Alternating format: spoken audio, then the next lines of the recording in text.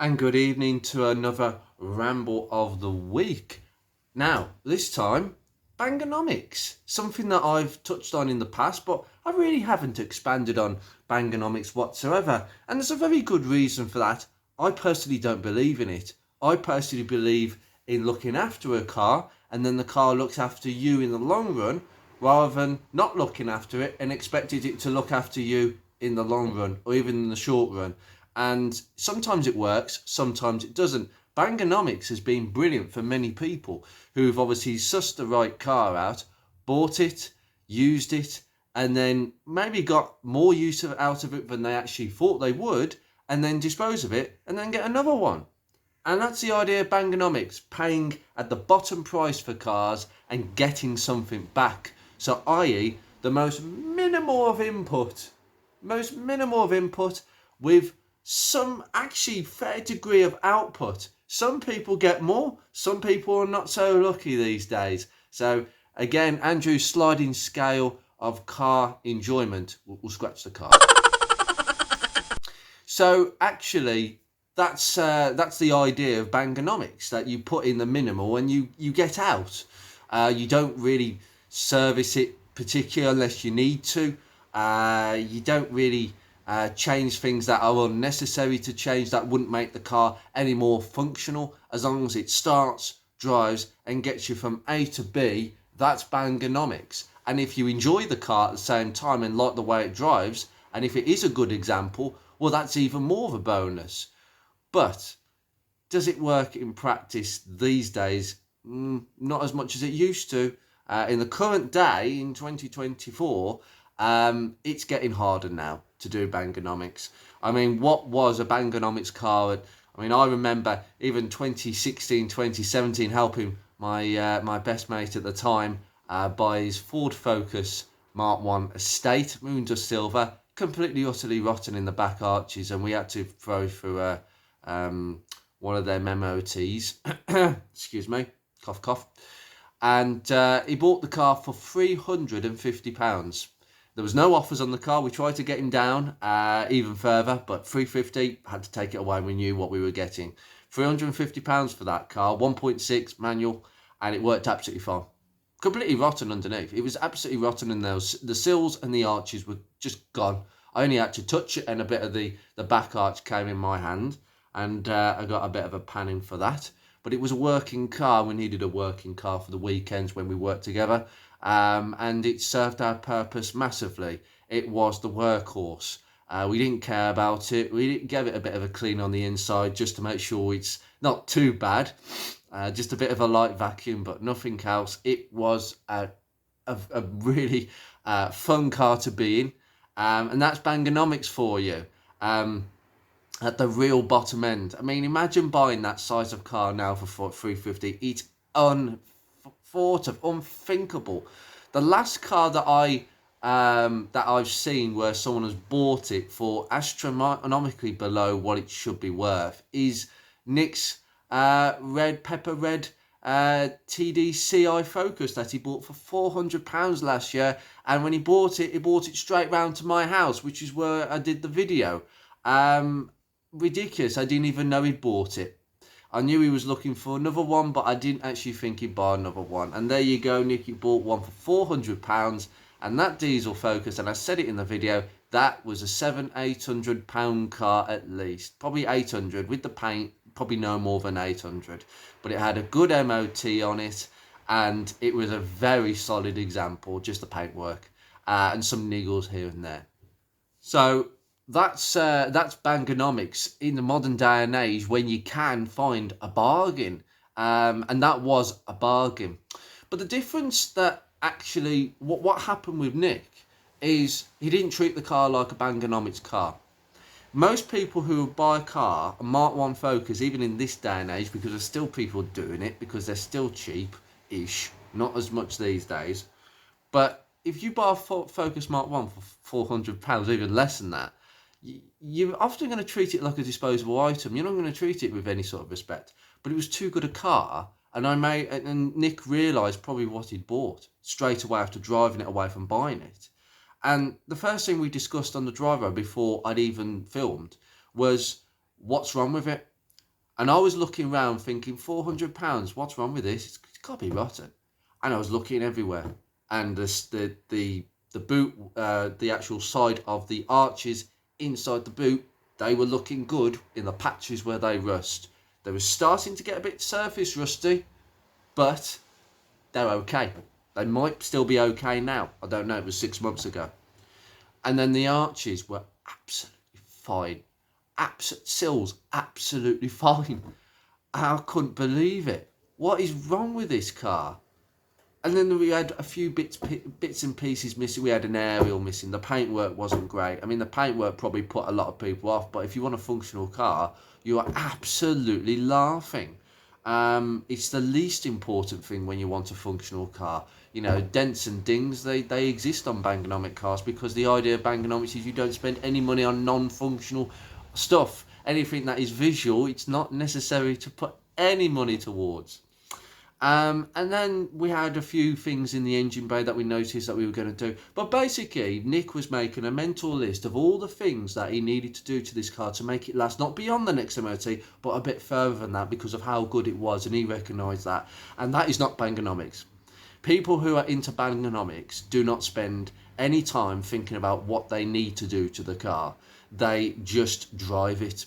And if there's a problem, then they have to sort that out if it affects the runnability. If they can't sort it out cheaply, they dispose of it and get another one. And that was Bangernomics. Bangernomics boomed in the 2000s and the 2010s. Why?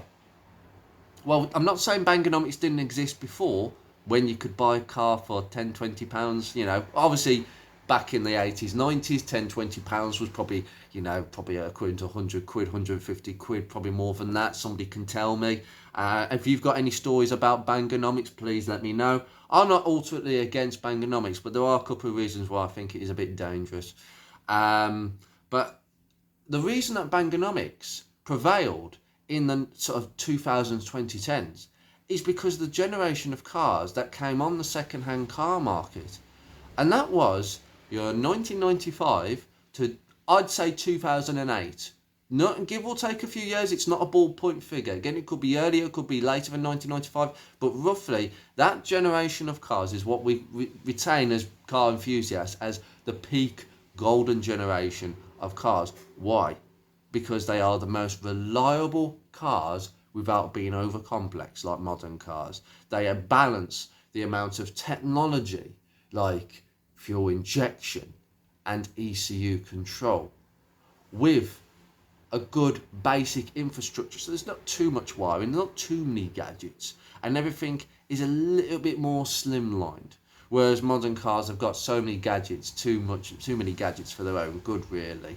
Things that you don't really need. But cars in that generation have everything you actually really need in a car to get from A to B in good comfort as well. And that's why they retain themselves as reliable cars, because they're not over complex, they're not hard to service, and they're not they're not unreliable cars. Very few cars from that generation of cars are considered unreliable.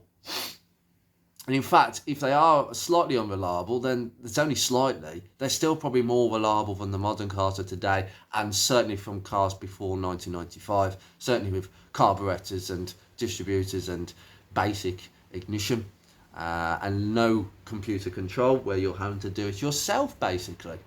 A 2010 Ford Focus Mark II, the last Ford Focus Mark IIs, I would consider a late Mark II to probably be the last old school Fords, in my opinion. That car certainly is. And they're 12 years old, 12, 13 years old. The last on a 2011 plate, 12, 13 years old.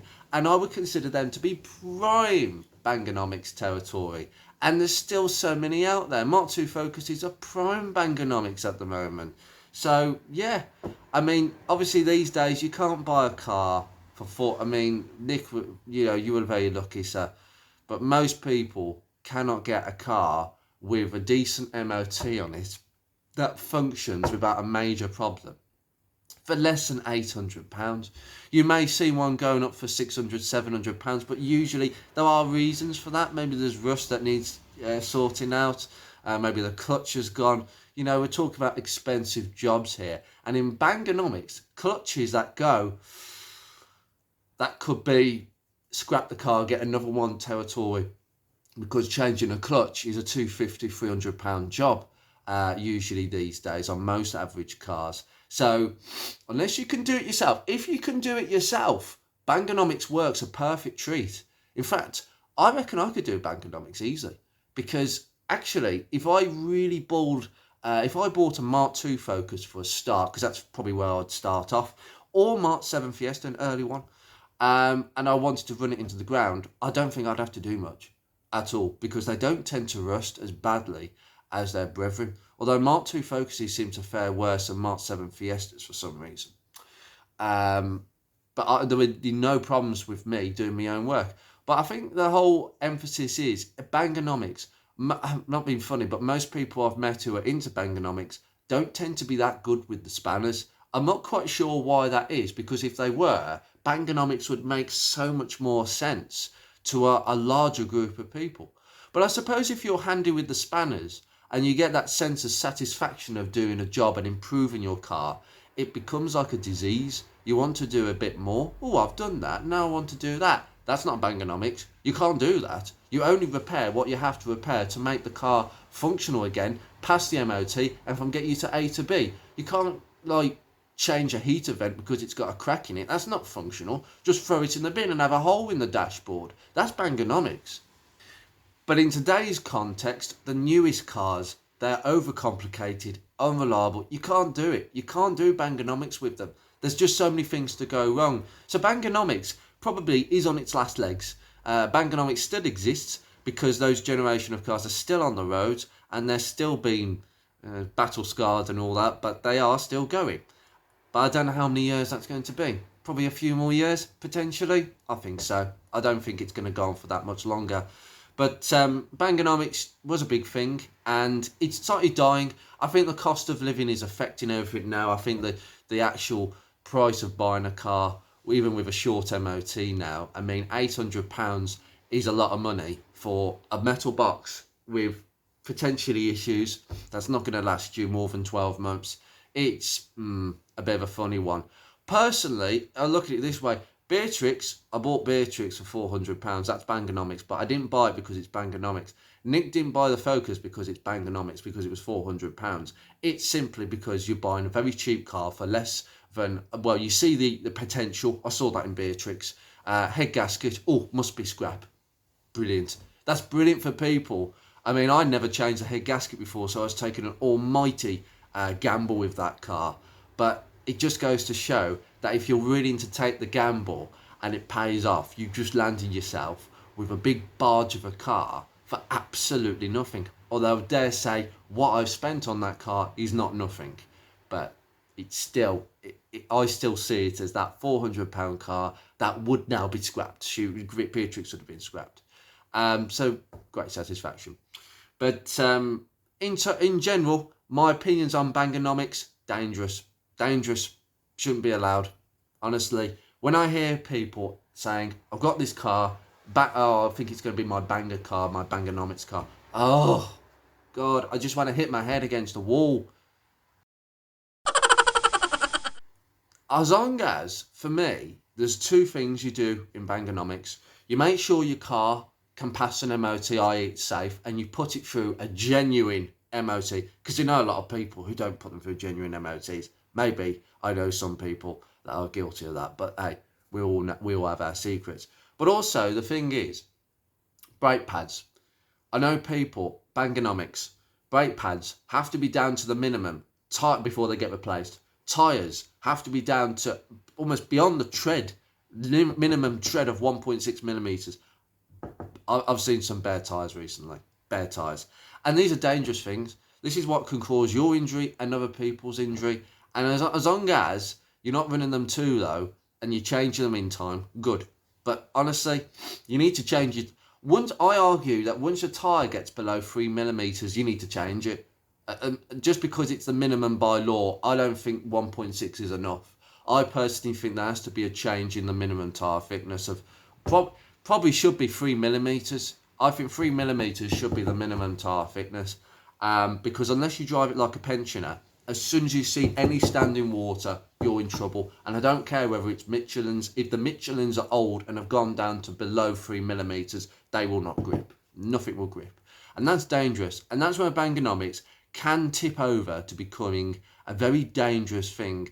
And it creates a lot of bad stereotypes of people who buy cheap cars. And there are many people who buy cheap cars, or not too expensive in that matter, seeing value and functionality and want to look after them. Beatrix, Nick's Pepper Red, Diesel Focus. We want to look after them. But unfortunately, we're tarnished with that, oh, I bought it for cheap money. And people think, oh, God, he's one of these people that basically run them absolutely no tread at all. And that's the perception with Bangernomics. It's dangerous, and the people that own them are potentially very dangerous people. And it's wrong, but in some senses, there are people out there making some dangerous decisions. I wouldn't say anybody is dangerous. Nobody sets about to kill somebody at 70 miles an hour, because nobody wants to be involved in an accident at 70 miles an hour. But at the same time, your decisions are a bit dangerous. So think about the decision making, because Bangernomics for me shouldn't really exist. I purely think that the more input you give to a car, the more output you're going to get. It doesn't always work like that, like the Andrews sliding scale of car enjoyment. It's like a rolling advertisement, that is. It doesn't always work like that because of the age of the car. But with Bangernomics, we're talking about cars between 10 and 20 years old. And we are talking about peak reliability for that car.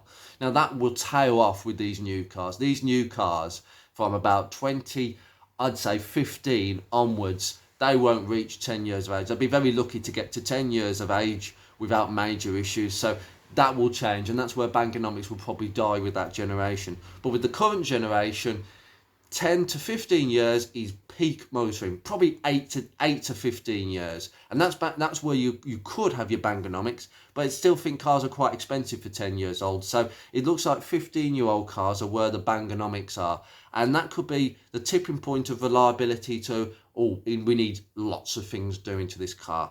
And Ford Focus Mark 1s were in that bracket.